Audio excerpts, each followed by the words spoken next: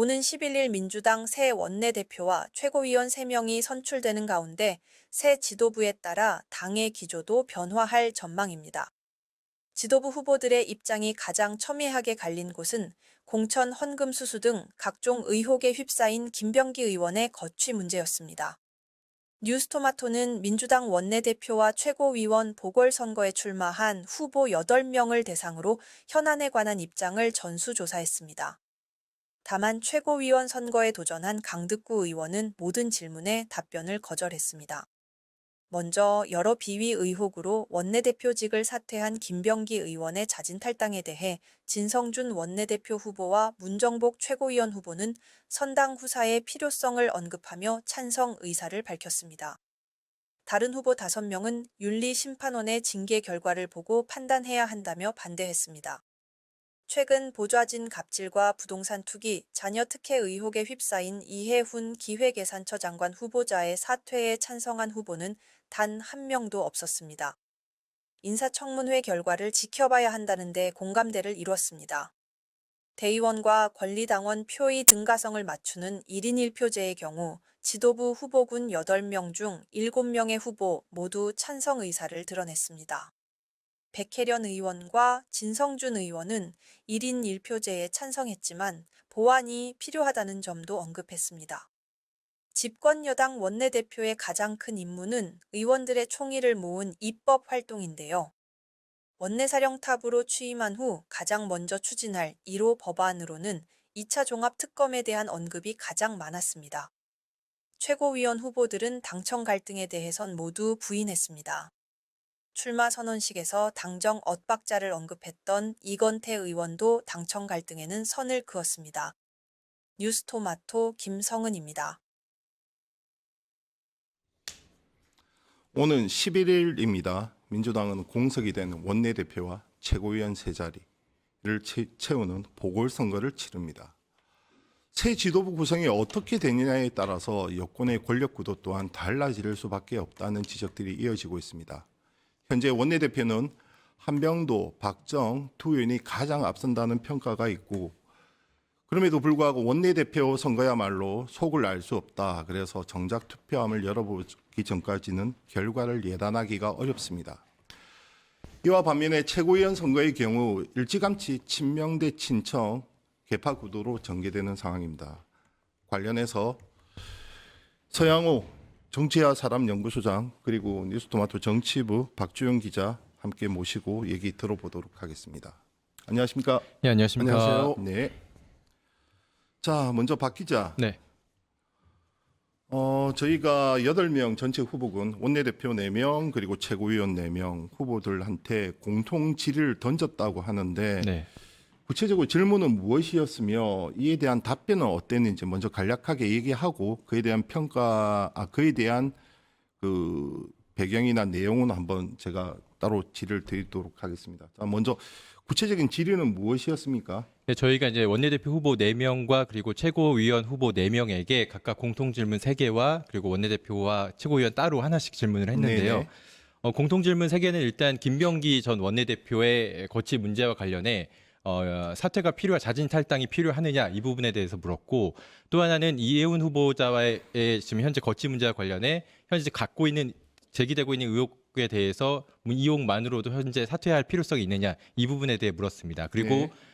정청래 대표가 추진하고 있는 1인 1표제 이 부분에 대해서도 1인 1표제에 대해서 추진에 대해서 찬성하느냐 이 부분에 대해서 입장을 물었고요.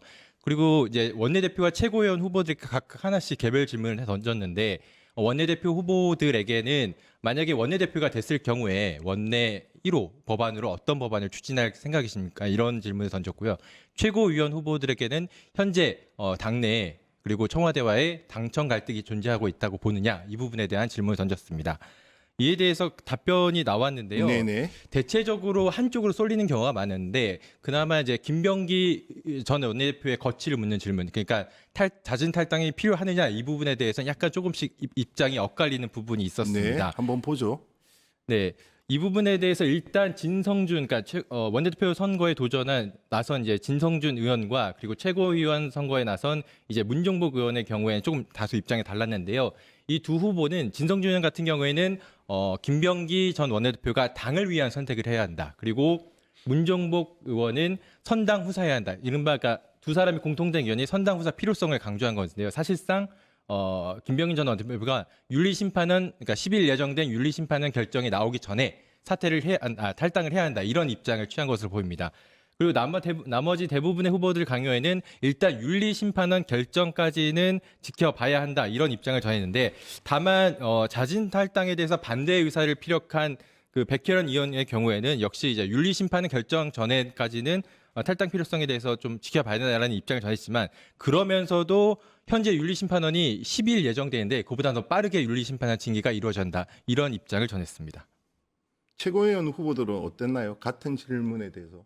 최고위원 후보들 간에는 그 문정복 의원만 이제 선당 후사해야 된다는 입장을 전하면서 사실상 이제 김병기 전 원내대표에 대한 자진 탈당 의사에 대해서 찬성 입장을 보였고요. 네. 나머지 강덕구 의원 같은 경우에는 앞서 모든 질문에 대해서 그런 대답을 거절했기 때문에 강덕구 의원을 제외하고 이건태 의원과 이성윤 의원 같은 경우에도 역시 윤리심판원 결정까지는 지켜보고 이후에 윤리심판 어떤 징계가 나올지는 지켜본 후에 김병기 의원의 거취를 결정할 필요가 있다. 이런 입장을 밝혔습니다. 자, 소장님. 네.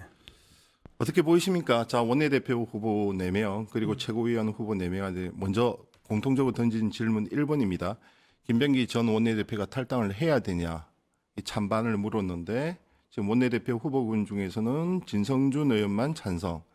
그 외에는 윤리심판원 결정까지는 좀 봐야 된다. 좀 사실상 미온적 반대 이렇게 했고 최고위원 후보군을 보면 뭐 모든 질문에 대해서 강덕구 의원은 이제 답변을 거절한 상태라서 제외한다 치면 문종복 후보만 찬성. 그다음에 이건태, 이성윤 후보는 지금 반대. 어떻게 해석해야 됩니까? 뭐 당내에서 8명의 후보군 중에서 5명이 뭐 압도적으로 반대했는데 아마 그분들 생각은 잘못해놓고 가출한다고 문제가 해결되느냐. 네네네. 가출이 능사가 아니다 이런 얘기인 것 같습니다. 왜냐하면 그동안 뭐 어떤 의원이 문제가 생기면 주로 써오는 방법이 탈당이었습니다. 탈당을 하게 되면 개인의 문제로 치환이 되고 당에서는 그것을 꼬리 자르기 형식으로 마무리할 수가 있었죠. 네네. 그러다가 이제 여론이 좀 사그라들거나 사법 처리가 되지 않으면 슬그머니 복당하는 그 식의 악순환이 반복되었는데 공무원들도 비위가 발생하면 사표 수리를 안 받아요. 네네. 그 징계한 다음에 그 결과에 따라서 파면하거나 아니면 사법 처리하는 절차를 밟는 것처럼 우리 정당에서도 이렇게 무조건 탈당만 해서 책임 정치를 하지 않는 것은 문제가 아닌가 생각을 갖고 있는 것 같습니다. 그래서 일단 윤리심판원에서의 에서 김병기 전 원내대표의 소명도 좀 들어보고 그리고 진상 조사를 한 다음에 징계 절차를 밟고 거기에 따라서 필요하다면 사법 처리 절차를 갖는 게 좋은 것 같습니다. 그 과정이 좀 길어져서 지지자들 내에서 반대하는 목소리가 있는데 그 과정이 길어져서 민주당 지도부가 욕을 먹는 것은 그건 책임 정치 측면에서 정당이 감내해야 될 네네. 뭐 그런 숙명이라 생각이 들고요. 아마 그 결과가 나오면 그 결과에 따라서 당 지도부에도 이 문제에 대한 입장을 표명해야 되지 않냐. 그래서 먼저 윤리심판원의 결정을 좀 기다려보자. 뭐 그런 후보들의 의견인 것 같습니다. 자, 다음 질문으로 한번 넘어가 보죠. 네. 다음 질문 문항과 그리고 답변이 어땠는지 간단하게 들어보고 또다시 소장님께서 이에 대해서 해석을 좀 해주는 걸로 나가겠습니다. 네, 다음 질문은 이제 저희가 이해운 후보자, 그러니까 이해운 기획예산처 장관 후보자를 둘러싼 이제 최근 여러 의혹이 제기되지 않았습니까? 이 여러 의혹이 제기된 상황에서 이해운 후보자 과연 청문회 전에 사퇴할 필요성이 있느냐 이 부분에 대해서 질문을 네네. 했습니다. 대부분 강두구 앞서 말씀드린 것처럼 답변을 거절한 강두구 의원을 제외하고는 7명 모두 8명 중에 7명 모두 반대 의사를 보였습니다. 대부분 청문회까지는 일단 지켜봐야 한다는 입장을 전했는데요. 박정 그리고 백혜련, 진성준 그러니까 원내대표 선거에 나선 3명의 후보는 공통적으로 청문회 이후 국민 여론 변화의 중요성을 강조했습니다. 이 청문회 이후에도 이해운 후보자에 대한 여론이 반등하지 않는다면 사퇴해야 한다는 입장을 피력했는데요. 이들과는 다소 결이 다르게 이 한병대 의원의 경우에는 이해훈 후보자 청문회 이후 인사권자인 대통령이 판단할 것이라며 이 대통령의 최종 결정에 좀 무게를 두는 입장이었습니다. 청와대도 앞서 이 후보자의 거취와 관련해서 일단 청문회까지는 지켜봐야 한다 이 입장을 한번 피력한 바 있습니다. 자, 소장님. 네. 이해운 기획예산처 초대장관 그 후보자 지명자죠. 지금 뭐 민주당을 뒤덮고 있는 강선호 의원이나 아니면 김병기 전 원내대표나 다 보좌진과의 갈등, 갑질 이런 문제에서 촉발이 됐는데 그 이해운 후보자 역시 마찬가지입니다. 근데 여기에 지금 개인적인 비위 또는 이제 자녀와의 문제 이런 것들 오역들이 지금 연일 쏟아지고 있단 말이죠. 청와대로서도 부담이 아닐 수는 없는데 청와대는 이제 도전이다 이러면서 청문회를 통한 검증과 그에 대한 국민 여론을 보겠다 지금 이런 거고 지금 나온 후보들 역시 지금 사태에 대해서는 다 선을 긋고 있는데 이것은 청와대가 그냥 같이 입장을 같이 하는 겁니까? 아니면 이 의혹들이 부담이 되지 않는다. 그러니까 실제 당 소속은 국민의힘 사람이었으니까 그런 것도 같이 그 배경에 깔려 있다 이렇게 봐야 되는 겁니까? 뭐 제가 볼 때는 착한 콩지보다 일 잘하는 파치를 선호하는 네. 그런 뜻이 아닌가 생각이 드는데요. 뭐 현재 이해훈 후보자의 경우에 도덕적 비난의 대상의 소진 대단히 많습니다. 네. 그런데 위법하고 불법한 결정적 한 방이 아직 나오지 않고 있는 것 같습니다.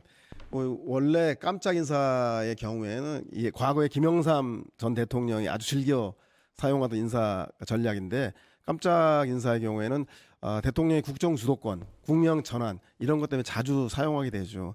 거기 더 나가서 이재명 대통령 경우에는 진영을 넘어선 발탁 인사로 인해서 보수 진영까지도 막 뒤흔들고 있으니까 그 효과는 상당히 큰 것 같습니다. 다만 이런 깜짝 발탁 인사의 가장 큰 문제점은 깜짝이 되기 위해서는 인사 보완이 철저해야 되기 때문에 검증이라던가 평판 조회가 부실하게 마련입니다. 그래서 그런 문제에 대한 후유증이 좀 있는 것 같은데 결국은 제가 볼 때는 그 야당 이런 문제에 대해서 야당 또한 선택적으로 이렇게 사퇴 요구를 하고 있는데 국민들은 별로 설득이 없는 것 같아요. 설득력을 못 갖고 있는 것 같아요. 왜냐하면 이해훈 그 후보자가 국민의힘에서는 5번의 공천을 받는 동안 국민의힘은 아무 얘기도 하지 않았거든요. 그래서 국민의힘의 이런 사퇴 공세는 제가 볼 때 당략적 발상인 것 같고 결과적으로는 이렇게 도덕적 비난의 소지가 있는 이해훈 후보에 대한 국민적인 여론 이것과 이재명 대통령이 좀 다소 문제가 있더라도 일 잘하는 파치를 선택한 대통령 인사권 이 두 가지 중에서 여론이 어느 쪽으로 향하는가에 대해서 청문회 결과가 아마 좌지우지하지 않겠는가. 따라서 대통령의 인사권을 좀 존중하자. 그런 게 지금 야당 그 최고위원이라든가 원내대표 후보자들의 일관된 입장인 것 같습니다. 인사청문회 통과할 걸로 보이십니까? 저는 뭐 국민의힘이 아까 말했는데 국민의힘의 공세가 이미 국민들은 뭐 자기 당에 있을 때는 뭐라 안 하다가 남의 당에 가니까 저렇게 비난하는구나 하고 해서 정략적으로 보기 때문에 사실상 국민의힘의 정치적 공세는 큰 의미가 없을 것 같고요. 대신에 아까 말씀하신 대로 다소 흠결이 있더라도 대통령이 국민 통합, 좌우를 넘어서서 진보 보수를 넘어서 이렇게 통합 인사를 하려고 하는 거에 대해서 이제 그 이해훈 후보자가 얼마만큼 설득력 있게 청문회에서 국회의원들과 국민들을 설득하느냐에 대한 여론의 추이에 따라서 저는 결정이 나지 않겠나 생각이 듭니다. 같은 질문입니다. 네. 통과할 걸로 보이십니까? 물론 저도- 청문회에서 어떻게 해명하고 어떻게 설명하고 양해를 구하느냐 네. 그리고 뭐 국민 여론이 어떤 것을 향하는 이런 원론적인 얘기 말고 정치부 기자로서 저는 통과할 것으로 좀 보이는데요. 네. 왜냐하면 당내 의원들 얘기를 들어보면 이게 이재명 대통령 지지율에 크게 영향이 있지 않은 이상은 통과 가능성이 높다. 좀 이렇게 보는 기류가 좀 많은 것 같습니다. 그러니까 만약 이해훈 후보자 청문회 이후 이 대통령의 지지율이 하락하는 경향이 보인다면 약간 좀 여당 입장에서도 긴장을 할 수가 있는데 크게 지지율 변화가 없다고 본다면 뭐 이해훈 후보자를 강행해도 인선을 강행해도 되지 않나 이런 분위기가 좀 있는 것 같습니다. 자, 박 기자 다음 질문 한번 넘어가 보죠. 네. 저희가 정청래 민주당 대표가 추진하고 있는 이 대의원 권리당원 1인 1표제 이른바 정청래 룰에 대해서 이제 후보들의 입장이 어떤지 물어봤는데요. 이 질문에 대해서도 역시 대답을 거절한 이 강릉구 의원을 제외하고 8명 중 7명의 후보가 1인 1표제에 대해서 찬성했습니다. 다만 백혜련 의원의 경우에는 좀 보완이 필요하다 이런 지적도 있었는데 그 모든 지역에 일괄적으로 1인 1표제를 하지 말고 지역별 가중치를 둘 지역별 가중치를 좀 둬야 된다는 입장입니다. 이 특정 지역의 의견이 당의 지배적 의사로 결정될 가능성이 높아질 수 있다는 우려가 나오기 때문인데요.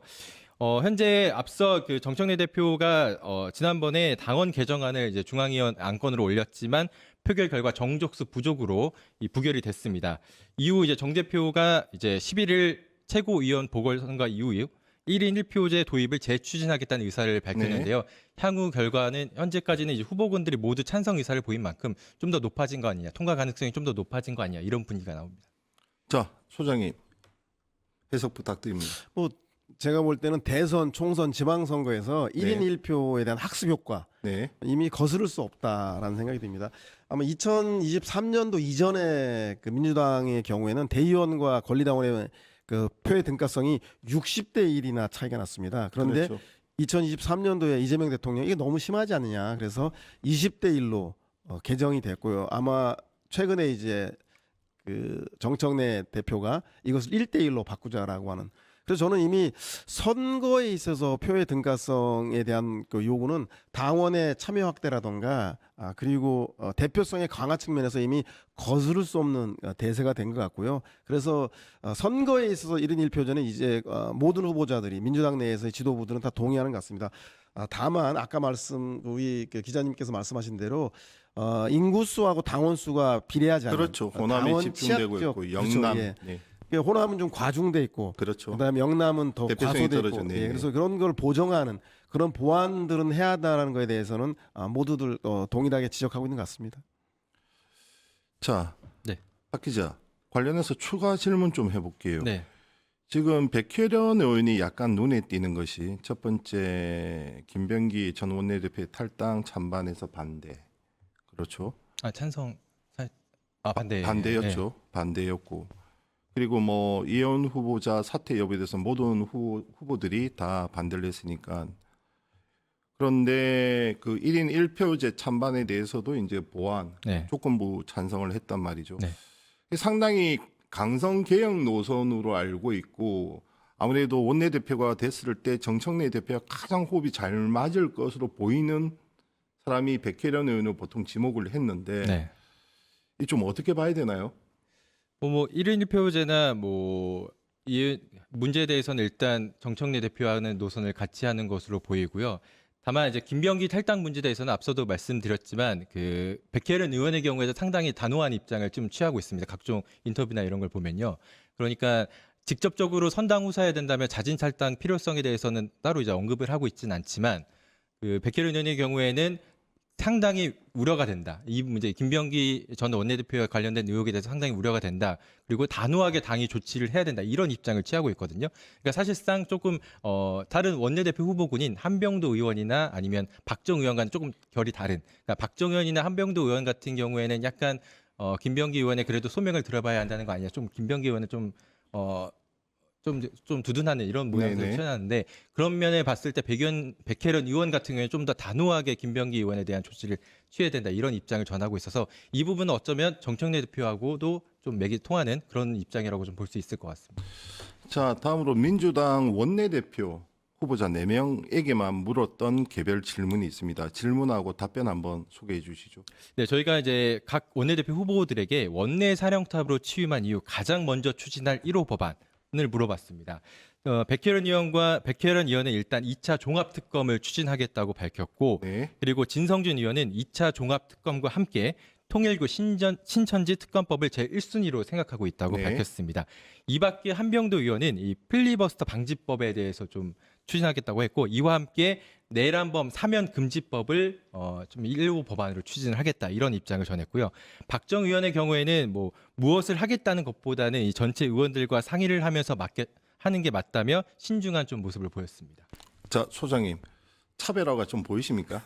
제가 볼 때 1호 법안 가지고 후보 간의 그 온도차를 가늠하기에는 이 온도계가 시원치 않은 것 같아요. 네, 네. 그래서 제가 볼 때는 1호 법안은 그 말씀하신 대로 그 2차 종합특검에 대한 입장을 명확히 한 후보가 아마 백혜련 후보, 진성준 후보인 것 같고 명확하지 않고 그 답변한 사람이 박정 후보, 한병도 후보인 것 같은데 그 이 박정 후보, 한병도 후보가 그 2차 내란 종합특검에 대해 반대하는 게 아니라 그거는 아마도 그 당대표 1호 법안 이미 당내에서 합의되었기 때문에 네, 강조하지 네, 않은 네, 것뿐이지 네, 네. 변별력은 갖기 어려울 것 같고요. 오히려 1호 법안보다는 저는 개혁 추진의 강성 정청래 당대표와 원내대표와의 어떤 조합이 그 알맞을까에 대한 것이 의원들에게 그리고 권리당원 20% 참여하는 권리당원들에게 변별력 있는 기준이 아닌가 생각이 듭니다. 아마도 원내 그 당대표 정청래 후보가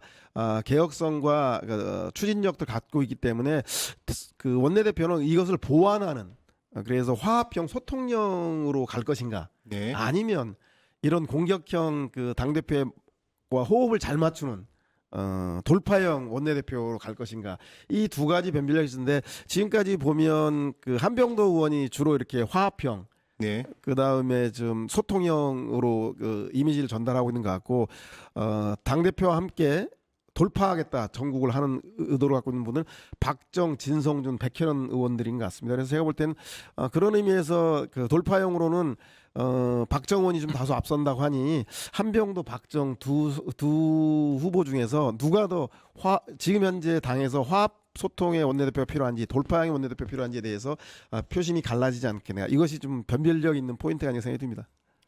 지금 의원들 사이에 여론을 보면 박정, 한병도 두 분이 양강으로 지금 꼽히고 있는 것이 맞습니까?